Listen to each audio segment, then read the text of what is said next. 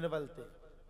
पांडव जिनके पास संसार में कुछ नहीं था, यहां तक कि पांडव, अरे उन्हें मंगाया क्या था? मात्र 5 गांव मंगा रहे थे। भगवान ने 5 गांव मंगाए, इन लोगों ने 5 गांव दे दिए, खांडव वन दे दिया। भगवान पहुंच गए खांडव वन में, चलो भैया कोई बात नहीं, युद्ध किसी भी प्रकार से किसी स्थिति में शांत हो जाए। भगवान ने खांडव वन में जाकर के खांडव वन को भी पूरा साफ सफाई किया, उसमें से जितना खजाना बना उसमें से गांडीव धनुष भी मिली, भगवान ने अर्जुन को दे दी, लो ये संभालो। भगवान ने इंद्र को आदेश दिया, हे इंद्र ऐसा इस वन को बना देना, ऐसा इस वन को बना देना, ऐसा इस वन को बना देना कि यह वन इंद्रप्रस्थ से भी सुंदर हो। इसलिए खांडव वन का नाम भगवान ने इंद्रप्रस्थ रख दिया। भगवान ने बड़ा सुंदर इंद्रप्रस्थ बनाया। रहो पांडव अपने घर में अच्छे से रहो। इंद्रप्रस्थ की जब ओपनिंग हुई, उद्घाटन हुआ तो सब कोई पहुंच गया, दुर्योधन भी पहुंच गया।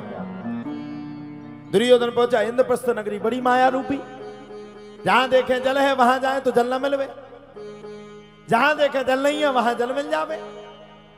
दुर्योधन चला जा रहा था, चला जा रहा था, चला जा रहा था, एक जगह उसने पैर रखा तो दूसरे आदमी ने कहा जल है ही नहीं, आगे बढ़ो। दुर्योधन बढ़ गया, और जैसे ही दूसरी बार दुर्योधन ने सोचा यहां भी जल नहीं होगा, ये तो दिख रहा है माया है। दुर्योधन ने जैसे पैर को रखा वैसे उस सरोवर में जाकर के कूद गया, और पांचाली ने वहीं खड़े होकर के दुर्योधन की हंसी उड़ा डाली। अंधे का पुत्र अंधा।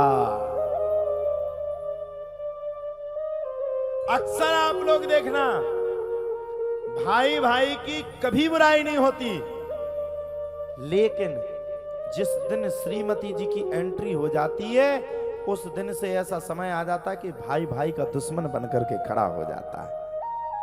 हाँ हाँ, बुरा लग रहा होगा, माताएं बैठी हैं, मैं बड़ी कड़वी बात बोलता हूं, मुझे डर तो किसी का लगता नहीं, जो कहना मुंह पे कहना, पीठ पीछे में कहता नहीं किसी की।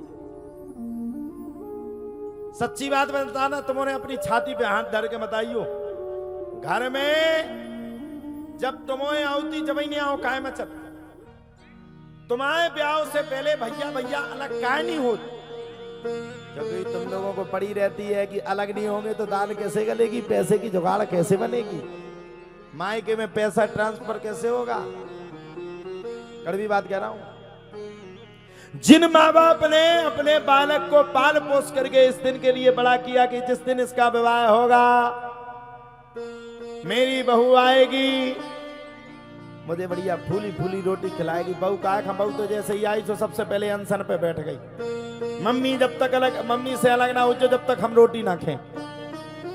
बताओ साहब, जिसने पाला, जिसने पोसा, जिसने बड़ा किया, जिसने अपने बालक को सुख दुख में देखा, जिसने अगर बालक ने रात्रि के समय में बिस्तर को गीला कर दिया तो उस माता ने उस गीले बिस्तर को हटा करके बालक के साथ अच्छा न्याय किया,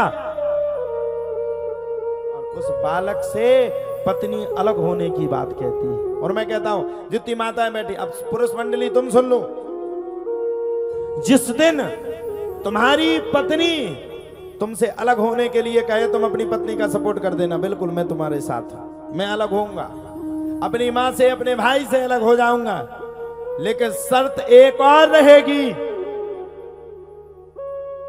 तुमको लिख करके देना पड़ेगा कि आज से मैं अपने माता पिता को छोड़ूंगा, और आज से तुम अपने फोन का नंबर ब्लैक लिस्ट में डाल करके अपने माता पिता से कभी बात नहीं करोगी। मेरी गारंटी है दूसरे दिन पत्नी कहेगी हमें अलग होने ही नहीं है, बिल्कुल नहीं होने अलग। खुद की मम्मी से पूछ रही, मम्मी भोजन कर लिया तुमने, अरे तुम्हें शर्म नहीं आती। खुद की मां से पूछ रही हो, जिस सास ने तुझे नाम दिया, जिसके नाम से फलाने की बहू के नाम से तू यहां प्रसिद्ध है, उस सास से अलग होने की बात कहती है।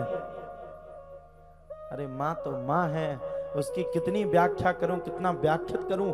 संसार में मां का स्थान भगवान से भी ऊंचा है, उसी को मां कहा जाता है, उसी को मां। मां तो मां, मां को तुझसे कुछ नहीं चाहिए।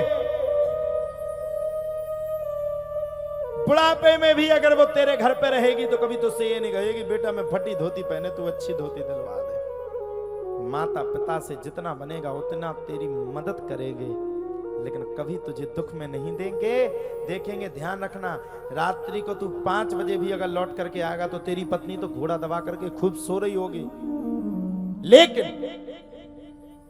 लेकिन तेरी पत्नी तो सो रही होगी। लेकिन ध्यान रखना, माँ तुझसे जरूर पूछेगी, बेटा भोजन किया कि नहीं किया। और अगर तू 3 बजे रात को भी कह देगा कि माताजी मैंने भोजन नहीं किया, मेरे लिए भोजन बना दो, तो माँ कड़कती हुई तड़पती हुई ठंड में भी खड़ी होकर के रात को भी तुझे भोजन बना करके खिला देगी कि मेरा लाल कभी भूखे ना रहे। माँ का स्थान इस संसार में सबसे ऊंचा है, सबसे ऊंचा। मेरे जीवन में अगर मुझे कोई जन्मदात्री, अगर मेरे जीवन में अगर किसी ने मेरे साथ अगर कृपा की, तो मेरी माता जिसने मुझे जन्म दिया, मैं उससे बड़ा इस संसार में किसी दूसरे को नहीं मान सकता। और धन्य करता हूं अपनी माँ को जिसने मुझ जैसे निर्लज्ज पुत्र को जन्म दिया। और मैं धन्य करना चाहता हूं उस माँ के चरणों को। मेरी माँ और पिता ने कौन से अच्छे कर्म किए होंगे कि उसका बालक आज 24 वर्ष की उम्र में बैठ करके भागवत जी की कथा को सुना रहा है। वरना